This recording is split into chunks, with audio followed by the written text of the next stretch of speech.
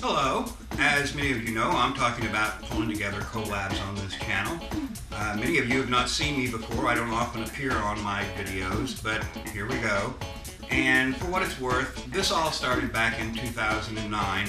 I was getting ready to take a break and walk away for a while, not do videos, and it was at Christmas, and I was watching Charles Dickens' mini versions of A Christmas Carol.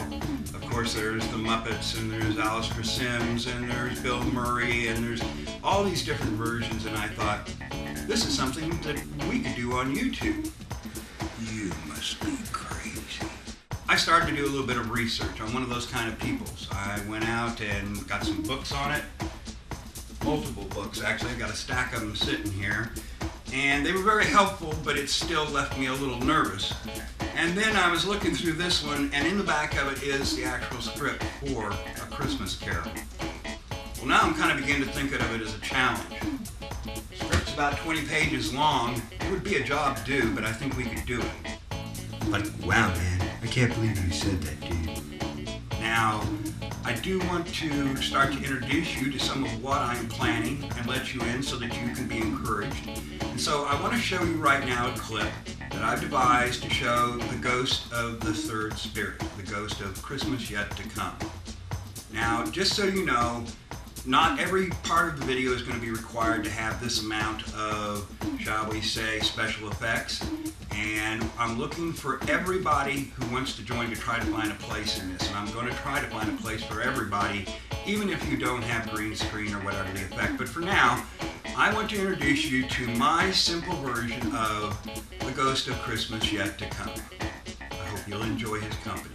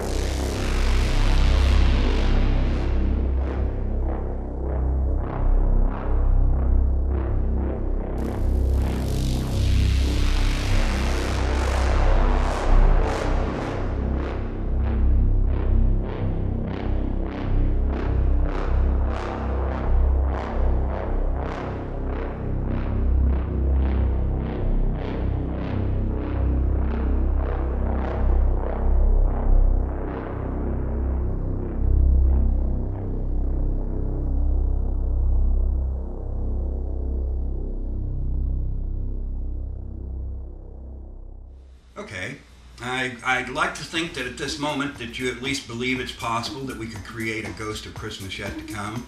I'm going to give you some more hints as we go along. Things like, as an example, if you light the room by candlelight, it's probably going to look like an 18th century room, much as what is used in the Charles Dickens flicks. And the fact of the matter that we may modernize it, we may pull it to the modern age, in which case it won't matter that you don't happen to live in an 18th century hovel. But the point of it here is we can make this work, I do believe. To build up to this, I'm hoping to use numerous short skits, plays, to practice us all and get us all used to working together as far as the people doing the collabs. I am looking for storytellers, and I am considering myself for one of them. I figure we may produce our first films around Halloween. So I want to introduce you to my storyteller for scary stories. Now I have to warn you up front that I learned to tell stories in front of a campfire. And usually the stories were meant to scare the heck out of a bunch of little kids. So if you have a bunch of little kids, you might want to consider this before you let them watch this. Of course, depending on your children, you may want to go get them and bring them into the room and make them watch it. I don't know. That's up to you to judge. But let's just say that at this moment I want to introduce you to my storyteller for scary stories. So, you want another scary story, eh? Very well. I will give you a scary story. Long ago, there was a tribe of Indians that lived in the deep mountains of the Appalachians. They were a fierce tribe, and all the other tribes on the North American continent lived in fear of them. There was a good reason for this, for this tribe was terribly evil. You see, there was a fort on the Appalachian Trail.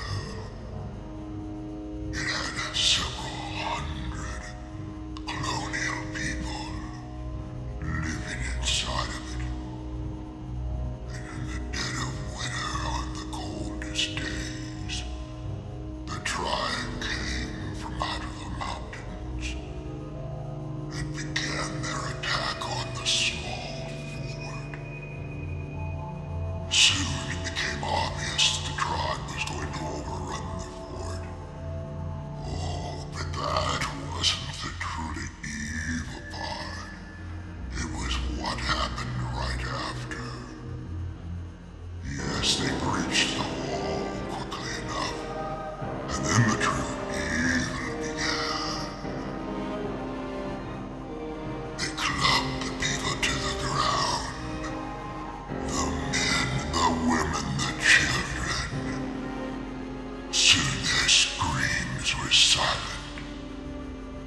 Many lay unconscious, only to awaken soon to find themselves bound and tied. And around them they watched as the Indians ate their fellow carcass. It was terrible. And as they watched one by one the other colonists, tied as they were pulled aside, ripped to pieces, and eaten alive. This is the meaning of true evil.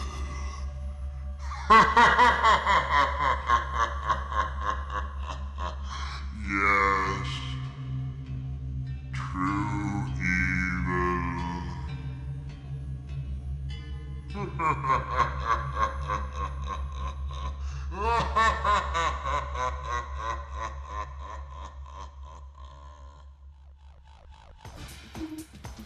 Well, everybody, I have rattled on long enough. I'm going to let you go here. I'm having some difficulties getting private videos to go out on YouTube, so for now I'm kind of holding back on the casting. I do hope to put out a video every 4 to 6 weeks to keep everybody, both public and private, posted as to what's going on. I hope you'll have some patience with me. I hope I can do something to make it entertaining for everybody. Have a nice day.